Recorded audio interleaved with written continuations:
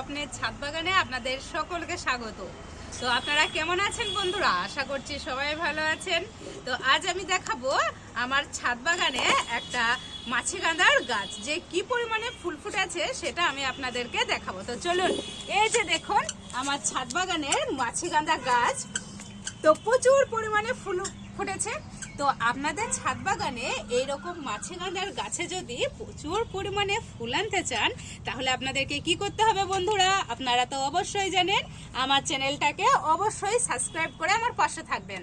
তাহলে আমার ছাদ বাগানে এইরকম যে মাছিগান্ধার প্রচুর পরিমাণে ফুল ফুটেছে, আপনাদেরও ছাদ বাগানে কিন্তু মাছিগান্ধার এইরকম গাছ ভর্তি ফুল ফুটে থাকবে। আমি যেই দুটো গোপন টিপস আমি আপনাদের সাথে শেয়ার করছি এরকম গাছ ভর্তি ফুল পাওয়ার জন্য। তো আপনাদের প্রথম টিপস আমি বলে দিচ্ছি, যখন আপনাদের মাছিগান্ধা গাছের এরকম কুড়ি আসবে তখন আপনারা কি করবেন? তখন আপনারা ডিএপির 3 থেকে 4টে দানা, তার সাথে দিবেন একটু সরিষার খোলের গুঁড়ো। হয়ে গেল।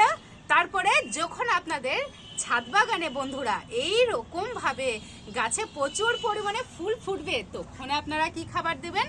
তো তখন আপনারা দিবেন সামান্য পরিমাণে সরিষার খোলের গুঁড়ো আর দিবেন এনপিকে 0050।